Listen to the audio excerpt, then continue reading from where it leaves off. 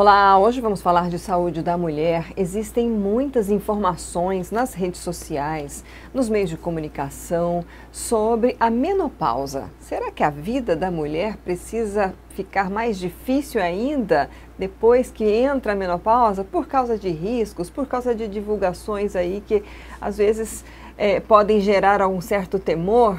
Pode ter reposição hormonal? Não pode? Bom, esse assunto nós vamos trazer aqui de uma forma bem didática com a nossa convidada, que é a doutora Giovana Fortunato, é ginecologista, é obstetra. Doutora Giovana também é docente do Departamento de Ginecologia da Universidade Federal de Mato Grosso. Doutora, obrigada por ter aceito nosso convite. E eu queria já de início que a senhora explicasse, na verdade, o que é a menopausa, em que momento é considerado que a mulher está entrou em menopausa. Eu quero primeiramente agradecer o convite, de estar aqui com vocês, dando essas informações, assim, informando um pouquinho que nós sabemos para poder ajudar essa população-alvo, Então vamos primeiro, assim, acredito que seja mais tranquilo para a gente definir menopausa, o que seria a menopausa. Então a menopausa, ela é um marco, é um evento que marca o final do período reprodutivo da mulher para o período não reprodutivo. Quando que eu considero a paciente hoje na menopausa? Quando ela fica 12 meses sem menstruar. Então, eu posso dizer que ela está na menopausa. Mas antes disso, ela pode apresentar sinais e sintomas, ciclos que ficam meio bagunçados, onda de calor. Então, ela tem alguma sintomatologia que pode dizer que ela está na perimenopausa, Mas o marco menopausa seria a última menstruação desse período reprodutivo. Esse período antes que iniciam os sintomas, existe um tempo definido para isso? A partir assim, de que momento a mulher começa a perceber que ela está nesse processo já? E aí já, quais seriam assim, os principais sintomas? Eu sei que os calorões são os mais divulgados e os mais comentados entre as mulheres, mas o que mais teria, doutora? É interessante falar esse dado, porque na última pesquisa agora de 2022 do IBGE, do Instituto, eles viram que aumentou muito a sobrevida, a expectativa de vida do homem foi para 72,2 e da mulher, expectativa feminina 79,2. Isso é um dado muito interessante. Então, ou seja, a mulher ela vai passar 1/3 da vida dela na pós-menopausa, Então, o que antecede isso, esse período, pode ser em torno de 3 a 5 anos, do evento final, de acabar a menstruação, e ela começar a apresentar alguns sinais e sintomas, que vai desde insônia, um sono irregular, os fogachos, que são a onda de calor, que elas sobem, esquentam, a sudorese, o suor frio, o ressecamento vaginal, a redução do libido, do apetite sexual, ela pode ter alguns sintomas de incontinência urinária, urgência, que seria aquela sensação de não conseguir esperar até chegar ao banheiro, ela sair antes, o xixi, ou até incontinência de esforço. Aos esforços, pequenos esforços, ela tem a perda urinária. Tudo isso por ressecamento daquele epitélio do gênito urinário que nós falamos. Então, assim, existem sinais e sintomas que podem estar dando o sinal de uma perimenopausa. Só não esquecer que muitas vezes essa labilidade também emocional, a tristeza, a irritabilidade, a alteração do humor, pode estar vinculado também ao hipotiroidismo. Então, muitas vezes os pacientes acham que estão na menopausa e na investigação ginecológica aparece o quadro do hipotiroidismo. Então, o tratamento é totalmente diferente, E não foge muito, muitas vezes a gente acaba sendo a rotina do ginecologista solicitar, junto com o perfil hormonal, o perfil tiroidiano, que é a dosagem hormonal da tireoide no sangue. E aí acaba fazendo o diagnóstico, Ou quando ela começa o tratamento da terapia e de repente não melhora, você vai ver, investigar a tireoide, ela tem um hipotiroidismo associado, que chega a ser a 18% a 22% desses casos, dessas pacientes na pós-menopausa, tem uma incidência um pouquinho mais alta. A orientação que é feita aí, em geral, é a mulher pelo menos uma vez por ano fazer os seus preventivos, ginecológicos, mama, preventivo de câncer de colo. E só que em muitas situações ela acaba deixa passar e de repente começa a aparecer, começam a aparecer esses sintomas, às vezes até uma desregularidade aí da menstruação, O que a senhora, qual seria o primeiro passo? É claro, procurar um profissional, mas como é que a mulher deve viver esse momento, digamos, Porque às vezes é até uma retomada para algumas situações, que deixou meio de lado, tá tudo bem, que a gente sabe que existem muitas realidades, né, aqui. Também, eu acho que a mulher hoje vive num mundo de muita correria, né? Isso é muita função, né? É mãe, é esposo, né? É profissão, então acaba que ela se doa bastante e deixa-se muito, né? Então essa visita ao ginecologista seria importante pelo menos uma vez ao ano, né? Principalmente as pacientes de vida sexual ativa ou as pacientes que não têm vida sexual ativa, mas que chegam a uma certa idade acima dos 40, que já vem a prevenção da mama, a prevenção do colo uterino, né? Então, assim, essa visita é muito importante, que o ginecologista acaba sendo o clínico da mulher, né? Ela não vai no pneumo, no reumato, isolado para prevenção, ela vem no ginecologista, ao ginecologista, e essa visita médica acaba sendo o clínico geral. Então, acaba pedindo a solicitação dos exames, examinando ela por um todo. Então, muitas das vezes, ela acaba sendo a primeira consulta e única do ano. Né? Então, acaba, né, tendo essa possibilidade, né, de investigação, de tratamento. Então, o ideal seria uma vez anual. E é bom a gente datar um pouco em relação à faixa etária, que eu acho que senão a gente não se perder muito em relação para quem está ouvindo. Então, entre 45 e 55 anos é um período que a paciente, a mulher hoje, tem que estar atenta a alguns sintomas, né, de disfunção hormonal. Porque o nosso ovário, ele tem uma idade cronológica, biológica, então acima dos 40 anos vai reduzindo essa reserva ovariana, reduzindo a produção do estrogênio. Então são essa situação do do estrogênio mais baixo que dá toda essa sintomatologia. Né? Bom, quais são hoje os tratamentos mais utilizados, né? E em que momento a mulher deve iniciar, né? Acho que assim, o mais famoso, a reposição hormonal, mas pelo menos a gente vê uma mudança nas gerações. No tempo da minha mãe se falava, né? Se você for fazer reposição hormonal, você vai ter câncer de mama, né? Havia essa ligação. Isso é mito ou é realidade, doutora? Digamos que tem um pouquinho de realidade, né? Eu acredito que hoje o profissional da saúde, né, o ginecologista em si, ele tem que ser muito ponderado e muito bom senso, né? Seguir os protocolos dos consensos do climatério, do consenso de menopausa, né? Pra gente não estar errando com essa paciente, né? Porque a disposição que elas sentem com a falta hormonal é muito ruim mesmo, é reduzida. Então elas querem algo, estão buscando, né? Até porque essa expectativa de vida vai até 79, né? Eu tenho no consultório pacientes entre 70 e 79 anos com vida sexual ativa, então ela está buscando hoje essa qualidade de vida, né? E hoje nós temos uma gama de terapia hormonal, tem esse protocolo, mas qual o momento de tratar? Então o momento é importante,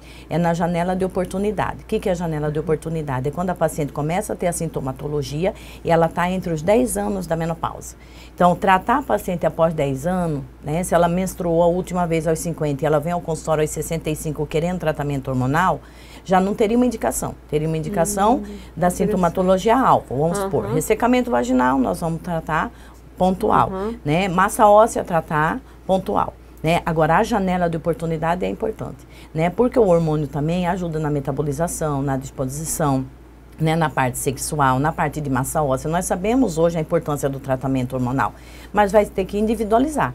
Cada paciente, né, conforme a consulta, o protocolo, a propedêutica, os exames, ela vai ter essa indicação hormonal, né? E hoje nós temos várias possibilidades, né? Nós temos desde via oral, comprimidos, nós temos o transdérmico, o gel, né? Nós temos o adesivo, né? E nós temos hoje o dispositivo intrauterino, que é a base de progesterona, que pode dar essa segurança do endométrio, prevenção do câncer do endométrio e depois associar só ao estrogênio. Né? Vou falar de forma resumida, a paciente que tem um útero, ela, se tiver uma indicação plena, né, do seu médico de terapia hormonal, é importante fazer estrogênio e progesterona. Se a paciente não tem mais útero, nós estamos mais tranquila, né, para tratar só com estrogênio. Se a paciente não tem útero, mas tem uma endometriose, que é aquela doença, né, da presença do endométrio, essa paciente tem que ser tratada com os dois hormônios, estrogênio e progesterona. Então, assim, hoje no mercado você vai associar, né, o que é mais importante e mais indicado para aquela paciente, né? A tendência hoje da Sociedade do Climatério é usar cada vez menos sistêmico. O que é o sistêmico? É via oral, né? Porque vai ter a metabolização no fígado, né? E tem algumas pacientes que ela tem essa possibilidade de não usar, que teria uma contraindicação aí relativa, né? Por exemplo, paciente com esteatose, gordura no fígado, gordura no pâncreas, na obesidade, né? Nas pacientes bariátricas, a gente evita fazer essa terapia hormonal via sistêmica, porque a absorção vai estar reduzida. Então, a gente faz transdérmico, que é passar o gel ou o creme, né, na pele. Isso. Então, assim, nós temos essa possibilidade grande, né? E independente da terapia, lembrar que a mulher, e não é só na menopausa, né? É qualidade de vida, né? É uma atividade física, ela tem que ter essa disponibilidade, essa disposição para estar cuidando dela, da circulação, dos movimentos, da cognição, né? Interagindo na parte social, né? Porque acaba, como ela vai ficando cada vez mais retraída, né? Como se ela tivesse saído do mercado em relação, porque, eu estou na menopausa, estou envelhecendo. Sim. Esse link é muito grande, né? Da menopausa com o envelhecimento. E hoje a gente vê que não. Né? Nós temos como passar por toda essa fase de forma muito mais tranquila, né?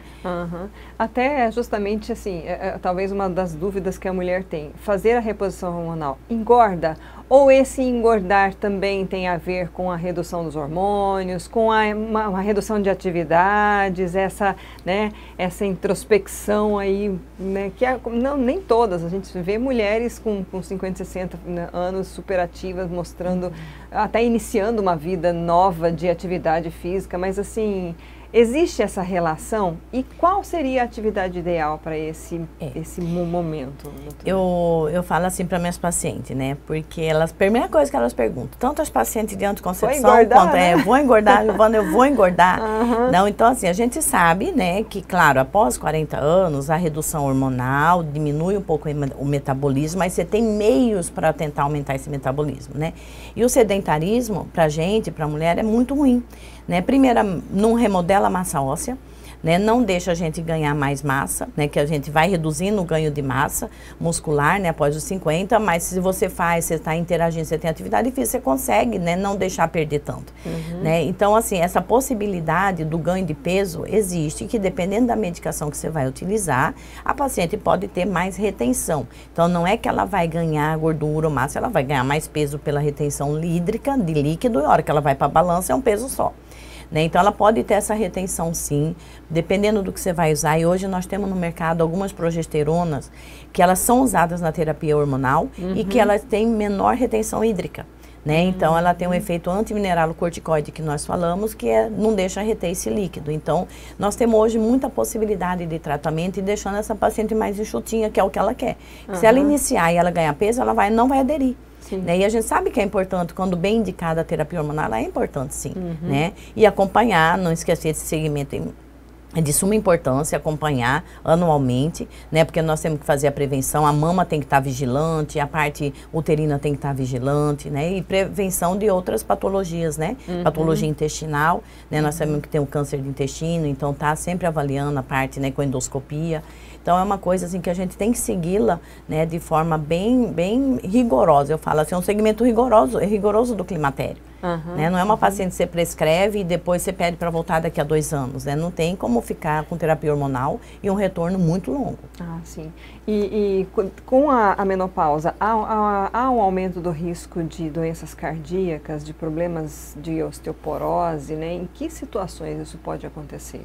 Então, nós temos algumas patologias associadas, né? Nós falamos até do tratamento do climatério, eu falo para meus alunos lá, é o climatério patológico, né? Porque é o climatério que você trata e tem doenças associadas, né? Osteoporose, hipertensão, diabetes, paciente com autoimunidade. Então, assim, nós vamos ter que tratar ela junto com a doença. É isso que é o mais difícil, é escolher uma terapia hormonal que seja, né, de excelência para aquela paciente com aquele conjunto de doenças, né, associado. Então, teria algumas contraindicações, sim, não é toda paciente que vai poder fazer uma terapia hormonal, paciente com antecedente de câncer de mama, né, outros cânceres a gente sabe que tem que usar uma outra metodologia, uma outra terapêutica fora hormonal. É uma possibilidade também, ela não vai deixar de ser tratada, isso. Né? E hoje já existe também alguns comprimidinhos vaginais, que é a base de estrogênio, tem uma medicação nova que saiu ano passado e que tem absorção, já estão sendo estudadas dessas pacientes que têm a queixa vaginal, usar esse tratamento hormonal tópico vaginal, um comprimidinho bem pequenininho com estrogênio e sem repercussão sistêmica. Então, para aquelas pacientes tratadas de oncologia, o jovem que tem um ressecamento, nós temos essa possibilidade, né? Então, ainda tem, assim, muitos eventos ainda, muita pesquisa para vir. Eu acredito que com essa expectativa, eu falo muito da expectativa porque a gente vê isso muito no consultório. Sim. Né? As pacientes, assim, a idade cronológica, mas o físico e a cabecinha muito jovem. Então, elas querem viver mais, elas querem viver com qualidade de vida, né? Então, elas vão ter a possibilidade de ter essas... A medicina está evoluindo muito para ter essa terapêutica para elas, né? Então... E essas doenças, a osteoporose é importante, massa óssea, tem os fatores de risco de osteoporose, né? A gente tem que cuidar, por quê? Prevenção de fraturas espontâneas, né? Então, isso tudo é importante. Dente, aí a gente não fala quase, mas eu falo muito no consultório, né? Higiene oral e odontológica, porque com a descalcificação a gente perde, né? Tem pacientes que começam a fazer implante de dente, óssea, perda né? de massa óssea a nível de cavidade oral. Então, tudo isso é um conjunto muito grande, né? Para a gente estar atento e ter a possibilidade, tem no mercado, eu friso bem porque tem, né, no mercado, para a gente poder tratar as pacientes e ela ter uma qualidade de vida. Né? E existe, que situações, por exemplo, que a mulher pode entrar na chamada menopausa precoce, né? Tudo o que acontece antes dos 40 anos. Então, o que é menopausa precoce? Ela parar de menstruar antes dos 40 anos, né? Aí a gente preocupa. Essa é uma indicação de terapia hormonal precoce, né? Se ela não tiver nenhuma contraindicação, porque ela vai ficar muito tempo com estrogênio muito baixo ou quase zero. Então, ela tem que repor, né? Senão, ela vai ser uma paciente que fica na menopausa com 36, seja cirúrgica, porque tirou os ovários, seja, né, porque a mãe, muitas vezes, é predisposição genética, a mãe teve menopausa precoce, a filha, né, ou doença autoimune. Né? Então, a doença autoimune a gente tem que estar atento, que às vezes ela abre o quadro com a menopausa precoce. Né? Então, o que seria essa autoimune? É imunocomplexo, grudar ali, né, antígeno, anticorpo dentro do ovário e vai consumindo aquela função ovariana. Então, essas pacientes, elas têm uma menopausa prematura ou precoce, né, abaixo de 40 anos. Então, essa paciente merece ser tratada se ela não tiver nenhuma contraindicação. Sim. Então, ela vai usar um pouco mais de tempo, né? Hoje não tem um número cabalístico de anos, né? A gente fala muito assim, vamos repor na janela de oportunidade e durante 5 anos. E depois acompanhar anualmente. Sim. Então, aquela paciente que tratou e depois ficou só com a parte do ressecamento, da parte de libido vaginal, nós temos opções só para aquilo. Massa óssea, então nós vamos tratar a massa óssea. Né? Sintoma geniturinário, vamos tratar o geniturinário. Cognição, nós vamos tratar junto com a cognição. Então, lembrar que o ginecologista não está sozinho nessa parada, né? Eu que falo, eu peço ajuda aos universitários, né? Aos colegas, porque endócrino é importante acompanhar junto, né? O reumato é importante acompanhar junto. Né? Então, eu acho que o clínico, o cardiologista, né? E você me perguntou, eu acabei não respondendo.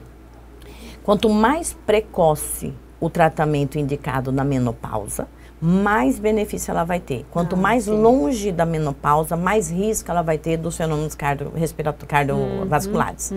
Né? Porque aí ela já está numa outra fase que ela, pela própria idade, ela já complicaria, né? Em relação à doença cardiovascular, que é um índice muito alto de nós mulheres sofremos acidente cardiovascular.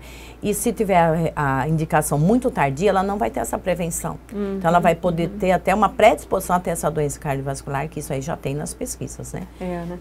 E assim, a senhora já falou da opção para a mulher que tem endometriose. E as mulheres que têm ovário policístico?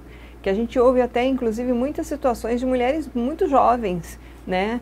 Com a síndrome de ovário policístico, enfim, como é que fica essa... Ela pode, por exemplo, entrar numa menopausa precoce por causa o ovário dessa policístico, na verdade, é uma doença endócrino metabólica, né? Então, além de ser a parte ovariana alterada, é um monte de cistinha, ela menstrua irregular, tem os efeitos dos androgênios, pelinho, acne, oleosidade. Então, essa seria a clínica. E ela fecha os critérios. São 3 critérios, se ela fechar 2, ela tem um diagnóstico. Então, ela vai acompanhar a vida toda. O que eu falo sempre, nós, junto com o Dr. Sebastião, que fundou o ambulatório, né, de ovário policístico no Hospital Júnior Miller, e agora a gente está sucedendo. Então, eu falo muito para os alunos, elas vão ter que tratar a vida toda, né? Porque se esse ovário deixar de funcionar, ele vai deixar atrasando, a ovulação atrasando, vai diminuir, né, a produção hormonal e ela pode ter os efeitos dessa bagunça, dessa irregularidade hormonal. Então, essas pacientes merecem tratamento. Mesmo porque elas podem fazer, junto com tudo isso, caso não tratada, a síndrome metabólica, que é a gordura hepática, obesidade, diabetes, hipertensão. Né? Então, ela merece ser tratada. Agora, se ela for tratada direitinho, né, até ela entrar, nós conseguimos segurar, teoricamente, essa idade cronológica ovariana, sim. Né? Mas ela pode ter, porque também está associada à parte autoimune, né? Na verdade, assim, é um polimorfismo genético. O ovário policístico não é só um gene, não é só uma causa.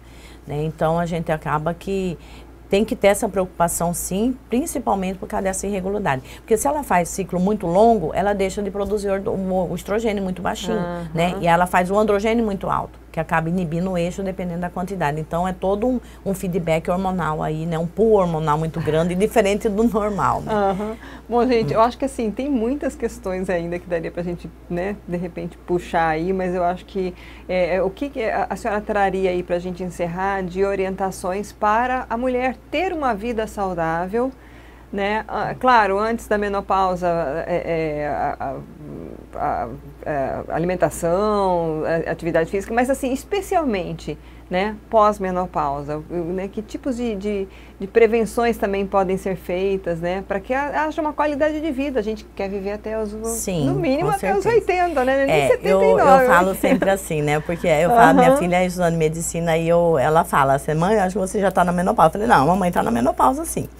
Então é uma coisa que a gente busca, e eu vejo isso porque é um espelho, né, eu falo assim, o consultório é um espelho, a gente aprende com as pacientes ali, a gente busca na literatura e essa troca dentro do consultório. Então, hoje, o que eu daria de dica nas pacientes, vivendo o climatério? Né? Eu acho que tudo é autoestima, você tem que trabalhar essa autoestima, então você tem que estar bem, né? Aumentar, olhar no espelho e ver, né? E gostar de si. Primeira coisa, te admirar, né? O amor próprio. Então, isso tudo, a parte emocional, acho que dá pra gente tratar. Fora isso, a atividade física é importante, e hoje já tem trabalhos que 3 vezes é pouco, 4 vezes, de preferência musculação, e um pouco da parte o cardio, né? Socializar, porque a gente tem que socializar, né? Acaba que se a gente tem uma autoestima baixa, você não consegue socializar, então você vai buscar sair com as amigas, né? Tomar o café, aquelas pacientes que já estão mais tranquilas do trabalho, né? Você tem que buscar e recrutar aquela amizade que você fez a vida toda. Você não pode, né? Deixar de socializar. Vive uma depressão. Não, vive uma depressão, né? E aquela correria com o filho, a preocupação, aí o financeiro, aí a casa, né? Então isso eu acho que a mulher vai deixando muito mesmo, né? E buscar o seu ajuda médica, né? O ginecologista, né? Porque eu vejo muito que às vezes a paciente é muito pontual, ela chega lá e fala, ai, Giovana, eu quero hormônio porque eu tô baixo astral, todo, né? Então não vai ser só o hormônio, né? Ele é um banquinho de 4 pés. Então é atividade física, é alimentação, toda essa parte cognitiva e a medicação, que é o remédio. Né? Então, o remédio não vai ser o elixir. O hormônio é excelente, o hormônio é vida, né? Mas ele não vai agir sozinho.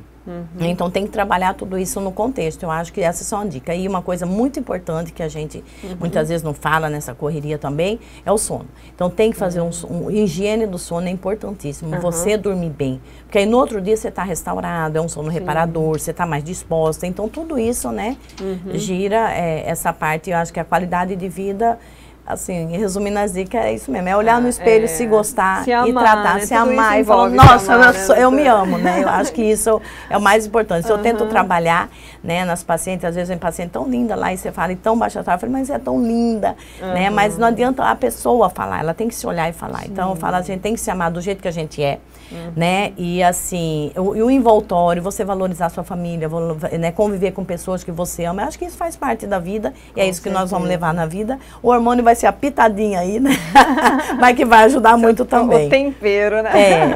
Bom, quem quiser encontrá-la, onde que a senhora atende? A senhora tem redes sociais? Né? Passa Sim, eu tenho a rede social, né? Giovana G. Fortunato, meu Insta é aberto.